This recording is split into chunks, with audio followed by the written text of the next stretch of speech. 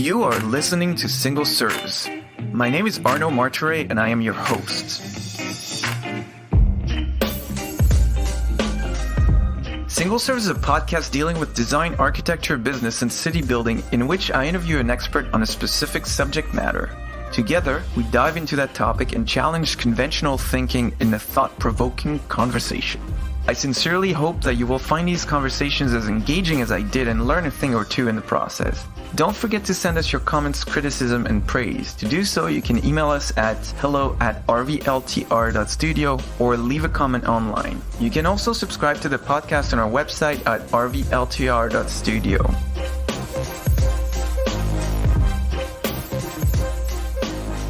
Udo Schliemann is a designer and principal creative director at Entro.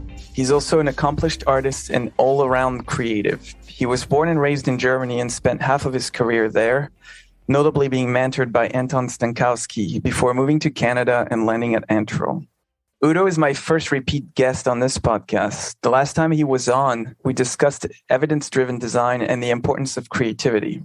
Today, we're talking about the role of graphic design in placemaking with a focus on the Olympics as a way to build community. So thank you very much, Udo, for being on the show. It's a real pleasure to have you back. Thank you for having me. So can you start by telling us what is placemaking? Well, placemaking, some say placekeeping, is both. It's an overarching idea and it's also a hands-on approach for improving a neighborhood, but it can also extend to a city, even a region. This could be a temporary placemaking event like the Olympics or permanent improvements. And placemaking, inspires people to collectively, and that's the important part, collectively reimagine and reinvent public spaces as the heart of every community. So it's not a top-down approach, it's an approach with the people who live there. And strengthening the connection between people and the places they share. So placemaking refers to a collaborative process by which we can shape our public realm in order to maximize the shared value.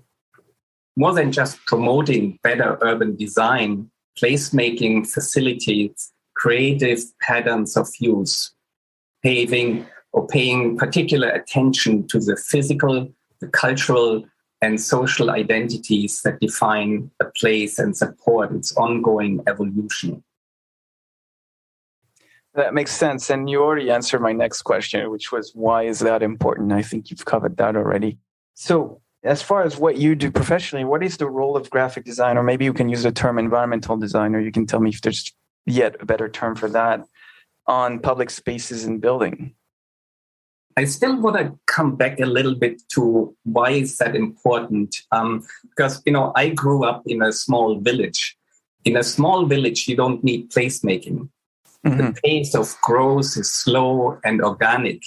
In a village, the people take part in the political life, in the dealings and doings, festivities and games, work and leisure. They are all part of it. But that all changes when the organization becomes bigger. So instead of activities, there are now institutions who handle these activities.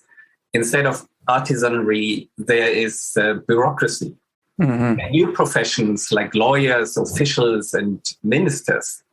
And that alters the whole culture, the whole style of human existence.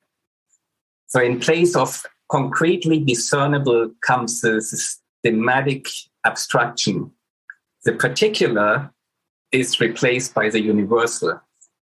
And self-administration is replaced by decree, and intuition and experience are replaced by science or pseudoscience. Think of Jane Jacobs, beware of the expert. Mm-hmm. Decisions, once taken by individuals are now in the hands of management and superimposed central bodies. For example, city planners. Mm-hmm. So I just want to bring this into perspective because placemaking is really from the bottom up, not top down. It's not decreed from an institution. It's really working with the people on the ground to find the right solutions because they know better what is necessary where they live. But now to your actual question, I'm sorry for bringing that because I thought it's important. No, it's totally fine. I'm glad you did. So when we think of graphic design and our role, you normally think of doing layouts for the printed materials, maybe web design or UX design, like the interface on your cell phone. But when you see it more holistically, you can say that designers are communicators, advertisers, if you like. Mm-hmm. And what you do and what you communicate is now a total open field. It can be anything and it can be anywhere. And that includes the environment. How do you communicate where things are in a city to strangers? For example, through signage. Mm-hmm. That people typically only notice when it's missing or when it's wrong, but it's important. The way you have a great point is that we only notice things aren't working when they're missing, like say you don't have the proper signage, because it's always the bad experiences that we notice. When the experiences are seamless, most of the time we don't notice unless we force ourselves to consciously think about it. So that's a very interesting point too. Yeah. And it also has to do with public safety, and with comfort and seeing and being seen. So how do you organize these places that fulfills all these needs? Mm-hmm. For locals, it has to do with how can I make my neighborhood a place that feels like home and that has meaning to me? And the meaning aspect became really important with the pandemic and the climate emergency, but especially with the pandemic, because suddenly the question of meaning was in question because everything has changed. Mm-hmm. And so what is what do you mean when you use the word meaning in relation to cities and design? How would you define that? It's a very complex situation. The scientism, our current scientific worldview, has, besides a lot of marvelous interventions or inventions, also brought a lot of suffering to this world. And the way we build cities is based on modernist views, which is a rational, scientific approach to problems of space, population, equality, traffic, etc., etc. However, a scientific ontology does not have the right answers to the question of meaning and purpose, especially in a pluralistic society like ours, where there is not one culture, but many cultural identities.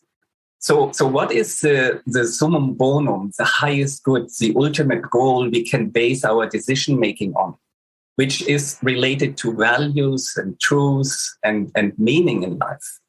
And this has fundamental correlation to our cognitive agencies, to our seeing, to our understanding of the world, and how we relate these problems and can categorize them, and how I do connect to the city and the neighborhood.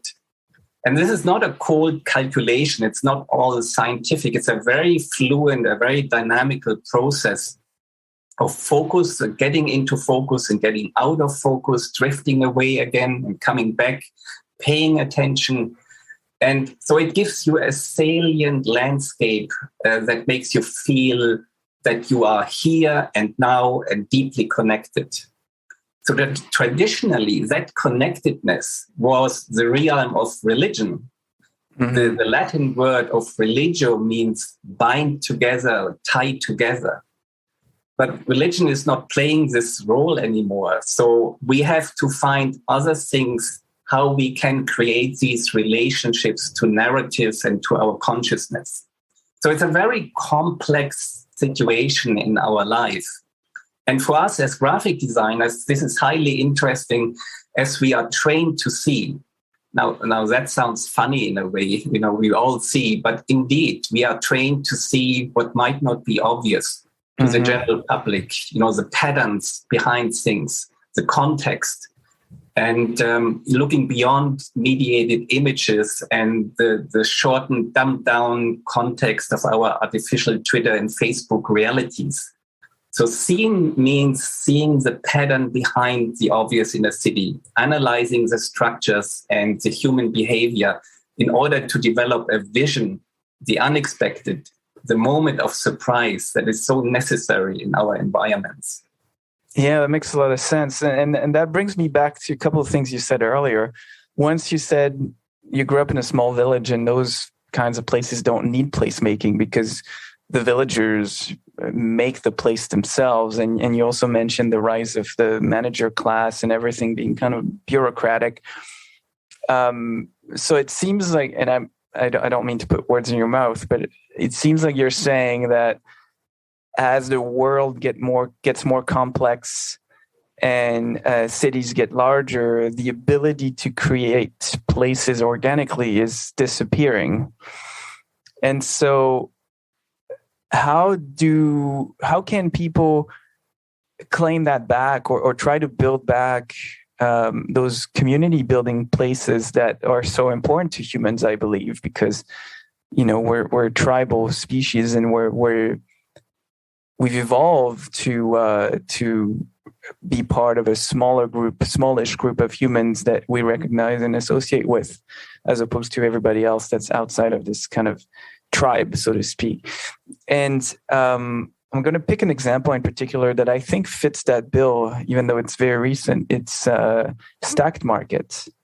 Mm-hmm. It seems to me that it's one of the, if not the most successful placemaking project in Toronto in a long time, without really trying to forcibly make it a place people want to engage with, but more by just providing like a blank canvas for people to come in and do all sorts of things, from retailers to do pop-up stores to people having events and parties and stuff. And I think that's what makes it successful. Is that something you would agree with?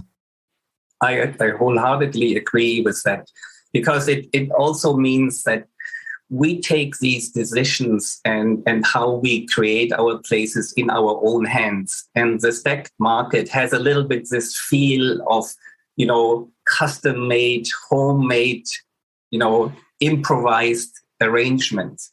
It's not the high art. It's not conceptual art. It's really very tangible art. In most cases with placemaking and murals, you see pictures that are more realistic, beautiful, colorful, but not abstract. Or think about the fountain at Bercy Park with all these realistic dogs and cats around. It's borderline kitsch, but that is what you don't need to work too hard with your brain. It feels comfortable. It feels related. And that's why it's so successful. And this idea of taking the outcome of your places again back in your own hands, reclaiming these conversations and real experiences, that's really the next frontier. And that's why placemaking in the city is so important. I think it's one of the most important things right now. And through the pandemic, we all became so aware of it. Yeah, and it seems that both Stacked and Bercy Park, which are completely different design solutions to different problems, to be honest, but they both have this sense of playfulness in different ways. But Bercy Park, it's like kind of whimsical with those cats and dogs that, frankly, if you don't pay close attention, you'd think they're real. And then you look a little closer and you realize they're statues. But it's kind of cool. And I mean, you used to see that in more traditional architecture. They would have those, the mannequin piss and whatever else, like those crazy fountains with people holding giant shellfish. And those were kind of whimsical in their own way as well. And I think that's what's lacking. Because if I relate that to another contemporary example, that's I think the opposite. And in my mind, a complete failure is the redevelopment of Nathan Phillips Square. Because I remember when the competition was held, I think it was 2005, 2006. It was a big deal, and it was supposed to be this new public plaza that are going to bring people together. And the reality is, like, they didn't end up changing much. They put a garden roof on top of the council chamber. They put a bandstand in the middle, and they moved the memorial garden. I forget what it's called, the Peace Garden. off to the side and did a little bit of landscaping around it. But those were pretty minimal interventions. And by and large, the very morphology of the space hasn't changed all that much. And it's a huge plaza that's very sterile. And if you don't put anything in it, like say you want to have an art fair, you have to bring all kinds of tents and stuff. And at that point, it becomes maybe more usable and more friendly. But by and large on its own, it really doesn't do anything. It's actually quite actively hostile to human occupation. Because when you're in the middle of that plaza, you feel like you're naked and you're being observed by all the buildings around you.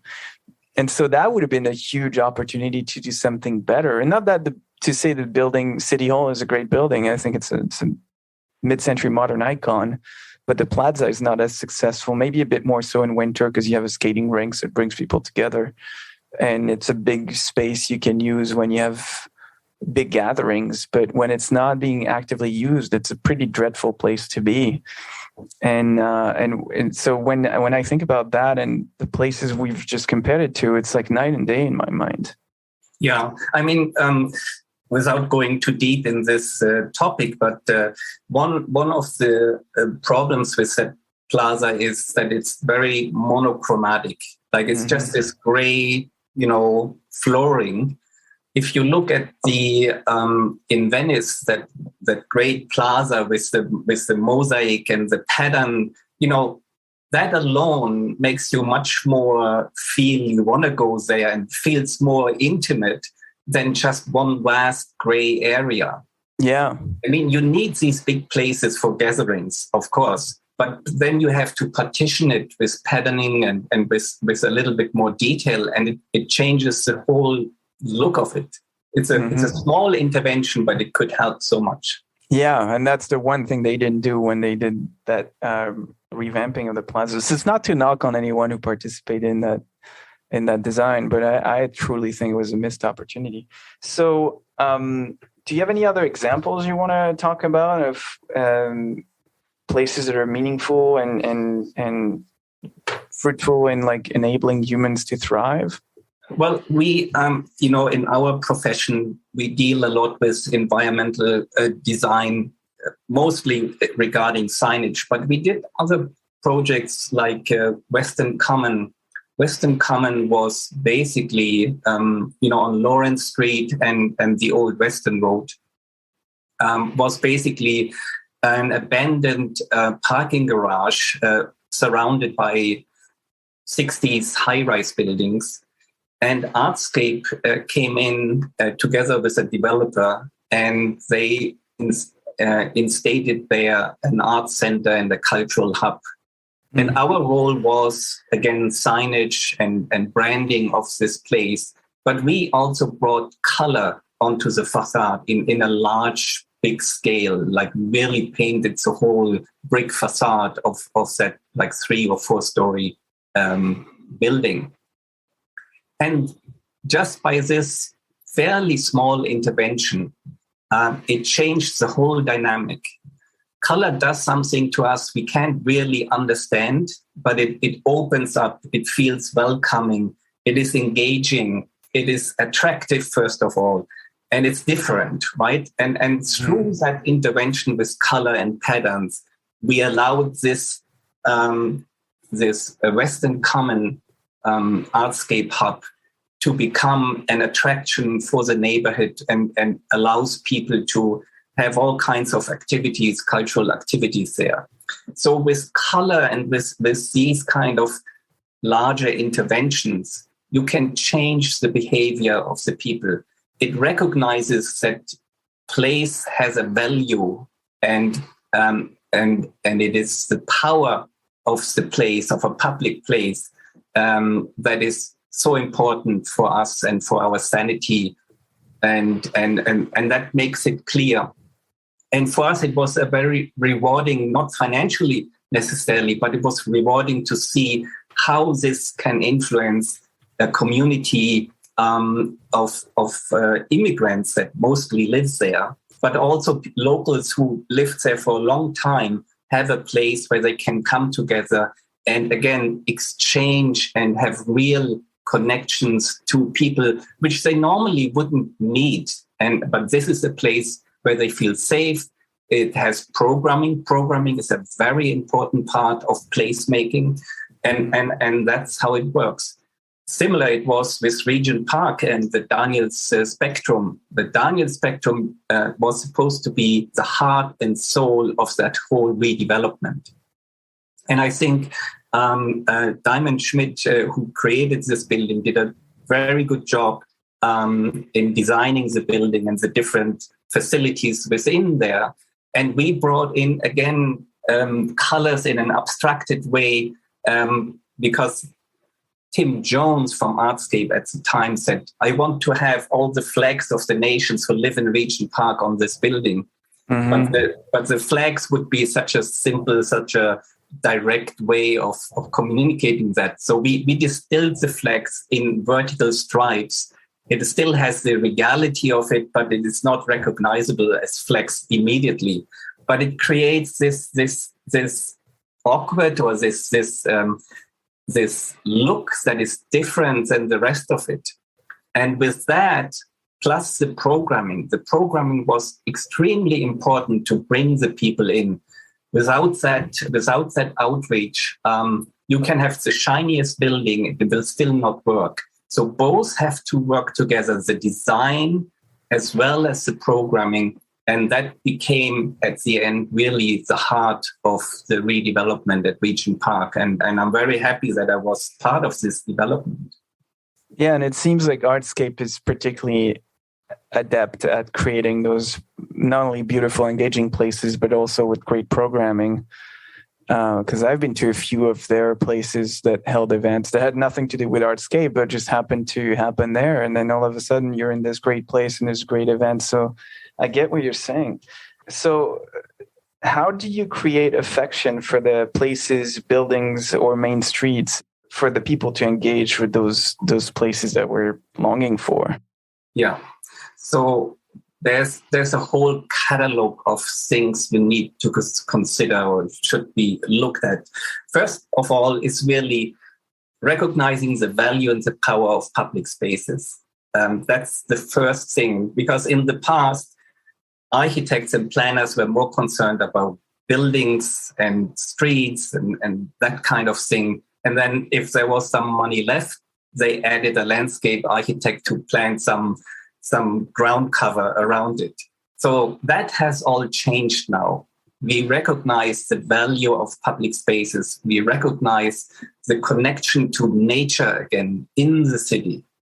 I was part of the jury for the Reconnect the Waterfront, these underpasses under the Gardiner on York Street and Simcoe Street. And there were some designs that included nature in their concept. And the public opinion about this was that these were the most favored designs because they included nature. So you see that longing, that being reconnected to nature is a very important part. And I think we get it now. And I think there's a stronger emphasis on including nature, including water back in our environments. Now, it's not so easy in our climate. We can't have a Bosco Verticale like in Milano. But there are possibilities, and technology now makes it possible to bring water, up in a tower. Yeah, and biophilic design has been all the rage for the last few years. So we're starting to see that, because I don't know if that's true. It seems to be that even like dried plants or anything that looks like even fake plants apparently affect us positively, in spite of the fact that they don't really do anything other than look great. So I think there's something to that for sure that we're probably going to see a lot more of. So if you were to summarize what is necessary for better designed, well-functioning public spaces, what would it be? Like if you had a few rules that every environmental designer or architect should follow? Yeah. So I think one thing is that services around a neighborhood should have, a distance of maximum 15 minutes to walk to. So keeping these services around neighborhoods so that they are reachable, and you don't have to use a car to get around to them. So short distances is important. Improve signage and communication. That's maybe a little bit self-serving, but it's very important for safety and for clarity and also for the exchange of ideas, because we communicate through our means. I also think being smart with technology. Technology has its bad side, but it also has its good sides. And using the technology in a right way to connect people, to inform people, to make them aware of certain things is definitely important. I also think that arts and culture is a central place to placemaking. There's so much that art can add to a place, not only for temporary interventions. I'm a member of the Waterfront BIA, so we do a lot of temporary interventions to bring people to the waterfront. That's one thing. But you also want to be in a place where there is a mural and you like that mural. And if there's a cafe in front of it, that's your place to hang out. Mm-hmm. So that's very important. And the artist has the possibilities also to reveal hidden stories, the genius loci that is in a place that maybe come from the history, from what was done there, how things were fabricated there, or the nature. They bring it alive, and that's a very important part. Then our neighborhoods should be walkable. 20 years ago, when I came to Canada and I worked on the Yonge Street redevelopment, I said in a meeting, please, why don't you close down the streets and make these walkable streets? And I was almost put out of the room because that was such a strange idea at that time. But nowadays, people are rethinking that. They're making walkable environments, at least temporarily, and it's successful. Yeah, and in Europe, you have pedestrian neighborhoods everywhere. That are great because if you need to access with your car, your truck, you can with special permission, but it's a very safe environment for pedestrians to kind of meander and not worry. It's like, is there a car coming behind me? And if there's a car, it's up to them to like be very careful and go very slow because they know that there's that understanding that pedestrians rule in those areas. And I think they're very, very successful retail neighborhoods. So you mentioned the importance of technology and be mindful of it. What do you think is at stake if we continue to blindly, I would say, rely on technology to fulfill all our needs? Well, we use technology often without knowing what it does to us.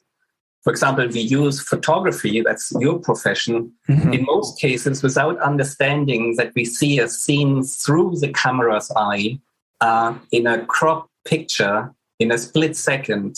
But most people take this for reality, which of course it's not reality. You can analyze it because it's your job to analyze it, but most people don't do it. So similar, we use a lot of technology and we don't know what they do to us, like AI and mass data collection and the processes that are not visible to us, but influence us more and more. And from targeted advertisement to mass manipulation, and we have to control that. Yeah, and I think because we were talking about that just before we started the interview, we're at a disadvantage because you have people, say in the news industry, who are continuously improving their headlines and articles and pieces of content to capture our attention. But there's nothing qualitative about it. It's purely about clicks and number of views. And because they're constantly putting out stuff and they can A/B test all the time, they've become really good at knowing what kind of headlines will grab our attention. And I think that's why we think that the world is ever more divided, when in reality it is not. Because if you talk to people in real life, they're nothing has changed. We're still as human as ever. But it's that life online, on the corporate media, on the social media, where everything is hyper polarized, because there's that need to fulfill the shareholders' duty to shareholders and generate profits, at least for all the for-profit media enterprises out there. But what we often fail to recognize is that the reality is completely different, if not the exact opposite. And I think that's, especially with the pandemic, that's a whole other topic, but we've been stuck at home for 2 years. So our only connection to the world is through this window, much like a photograph is not a real representation of the world. There's a filter through everything. So until we start realizing that we have to take everything we see online with a grain of salt, and have a healthy dose of skepticism towards those things, everything is going to feel like it's polarized to death. But I don't think it is in real life, because it brought me to the point where I used to be afraid to kind of express my opinions, or for fear of like, people are going to think I'm crazy, or because I hold this view or this or that other one. The reality is, like, most people are perfectly reasonable, and the idea that we can still agree to disagree and have a polite conversation in real life is more true than ever. It just seems like it's not the case. Exactly. And there's so much positivity with technology. We should not underestimate that. I just give you one example. With blockchain technology, you can help the almost 2 billion people who are unbanked, who have no access to a bank credit. And now with their cell phone, they can get these micro credits through blockchain technology. And that's unbelievable. And that will, spin them out, or many of them, out of poverty. Like, this is amazing. And that was never like that. So there's a lot of positive things that technology brings to us, but also, of course, other things. And it's just a question of control and not just taking it for granted. Yeah, and I think blockchain is a good example of technology for good. The primary reason is that it's not owned by anyone, or at least the original blockchain in the form of Bitcoin, because other cryptocurrencies and blockchains have questionable. They don't seem to be as secure as Bitcoin is, because Bitcoin is truly owned by no one. It was created by Satoshi Nakamoto. He disappeared from the face of the earth and that's his gift to the world. And so I think that's what makes it so successful, because it's great for the 2 billion of unbanked people, but it's also great for people who, say, live in regimes that are not friendly to certain ideas and can be oppressed that way, to give them at least a financial freedom. Yeah. And what I'm going to say might be controversial to some, but it doesn't really matter. It's also, when you have things like the truckers' protests and the government, and that's just my opinion, frantically trying to seize the funds that have been donated to them. When you do that through the regular avenues, through banking and donation sites, that's very easy to do. And whether you agree with it or not, I don't think that's the point. The point is that now that the money that was given to them in the form of Bitcoins is completely unseizable, because there's no middleman. Right. And I think that's part of that loss of power is what's driving them nuts, but it also empowers regular citizens to be more free and to use a great technology for the greater good, in my opinion. Yeah. So we were supposed to talk a little bit about the Olympics, so let's do that for a few minutes. You were involved in a unfortunately not successful bid for the 92 Winter Olympics in Germany, which was won by Albertville, near my hometown. So I apologize in advance to you. Yeah. I had nothing to do. I was too young at the time. But what was that experience for you, especially as it relates to placemaking and how to use something like that to make better environments? Yeah. So, I mean, you had Jean-Claude Killy as the frontman, and he was a star at the time, so it was hard to compete against him. Yeah, but we tried. And Albertville did a great Olympic Games, Winter Games at the time. Yeah, except for the mascot. Well, yeah. So through my involvement with the logo design and then following through with all the brochures and doing the displays and traveling to different places like Seoul for an IOC conference, I have this a little bit more intimate insight in the workings of Olympia. And it's a remarkable, sometimes strange place. Like it's like surreal how it all works, especially if you are part of the delegations and all the receptions and president receptions and ambassador receptions and presents left and right. It's a surreal place, let's say. But in regards to placemaking, so it's a temporary event. It's placemaking for 2-3 weeks, and it's highly mediated. So that you need to know it's a mediated placemaking event. And if everything goes right, it provides meaning as national pride, or at least for that short time. So national pride, a nation coming together in a feverish moment, as we all have experienced in the final hockey game between the US and Canada in the Olympics in Vancouver. Yeah. You know, I wasn't even a Canadian at the time, but I never felt so Canadian at that moment. And that is what Olympia can do. And the whole, the design around it. So the Games is a showcase of what a nation has to offer for the gaze of the world. It's the mediated Games are the foreground, the mirror for often large-scale subsidized infrastructure projects that would otherwise not be possible. Mm-hmm. But in general, positive sentiment towards the Games makes it possible. And the design of the Games with its shiny, often futuristic buildings and the latest media technology of slow motion pictures and cameras that let you see the athletes from your couch as if you are running or skiing right beside them. That is a special fascination that comes with it. And with all the positivity that I have for the Olympic Games, and I was a sport fanatic myself, it is still a simulacrum, as Baudrillard would say, you know, a temporary illusion, a dream of a heroic ideal that has long been replaced by cool business and marketing interests. Mm-hmm. So it has these two sides. There's still the fascination and this dream of this honesty that sport should incorporate.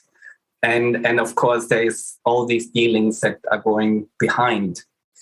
And soon these events will be completely replaced by online games and game shows that already fill today's stadiums as big as the Bird's Nest in Beijing. So you're talking about esports? Esports, exactly. Yeah. And one of these mega event places of virtual non-stop killing is planned at the exhibition place and will happen in near future. So I think that's where things will unfortunately go. So a stronger push towards the virtual. When you say non-stop killing, you're referring to games, to video games? Yeah, because these games that they play at these esports mega hackathons, let's say, it's all about, you know, guys chasing the other and shooting them down. Yeah.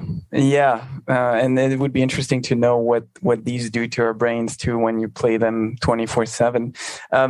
You don't know this about me, but I didn't work on an official Olympic bid, but my master's thesis before going in a different direction was about designing an Olympic village for the Chicago bid in 2008.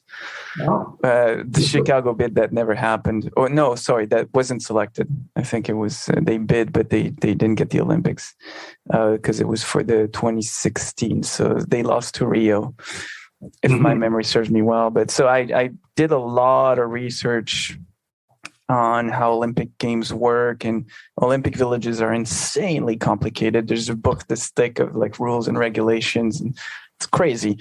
But in my research, I also was able to compile a sort of ranking of the most successful to the least successful Olympics, not only in terms of their cost, although that was a big part of it because Olympics are known to be huge money pits.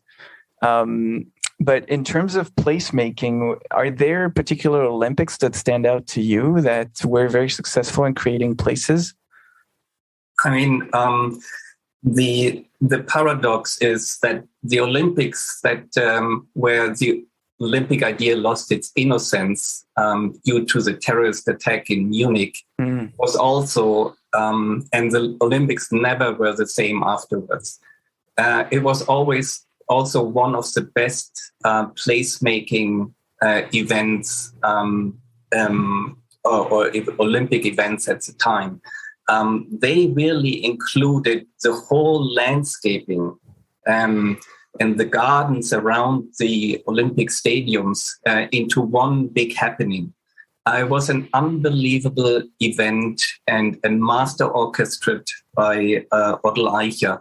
So it really did a lot, and it's still used. So that's the other point. It's still used today, and it's still used as park and different for different events. Yeah, it's from memory. It seems like that's one of the rare Olympics where they didn't build white elephants that sat empty for decades afterwards, which was the case for pretty much all subsequent Olympics. Montreal, a huge issue. Greece.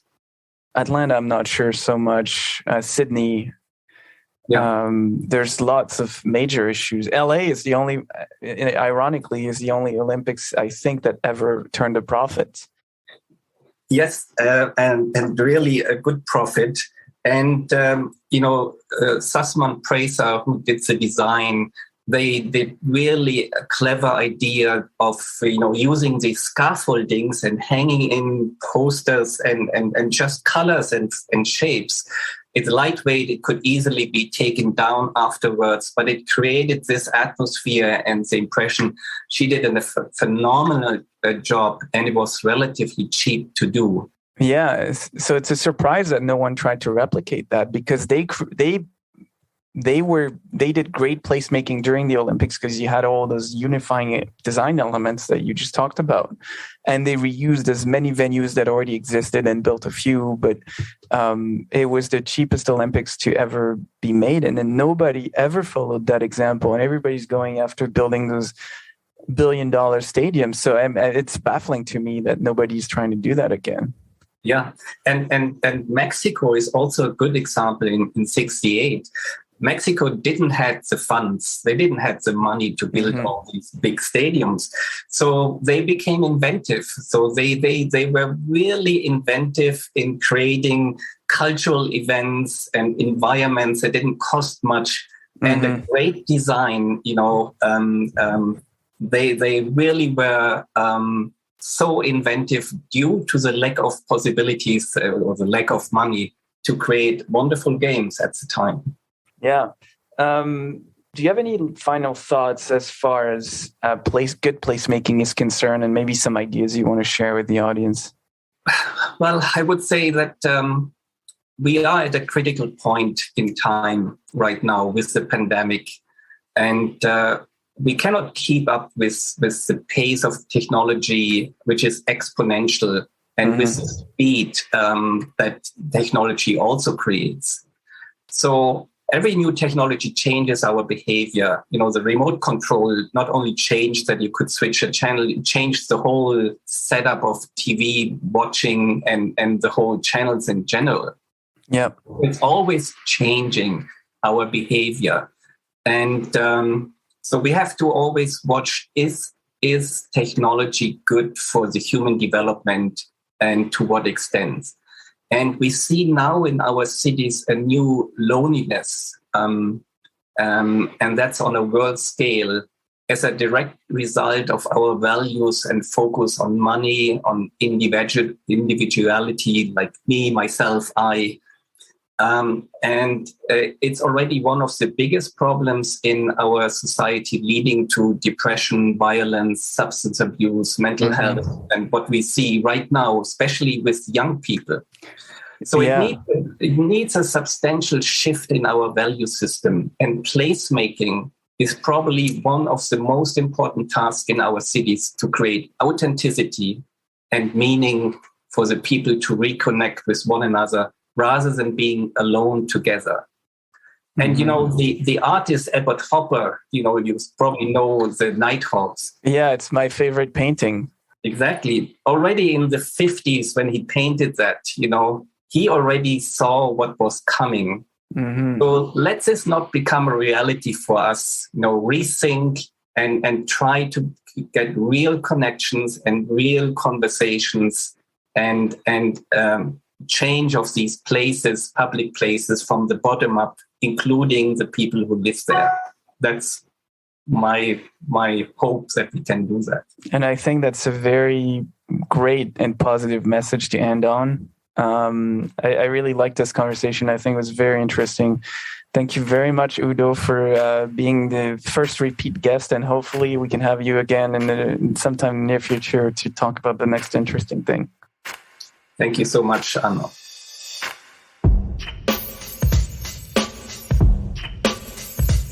Hey, Arno here. I hope you've enjoyed this episode and that you'll come back for more. Please share with your friends and colleagues, and remember to subscribe on our website at rvltr.studio. Until next time, ciao.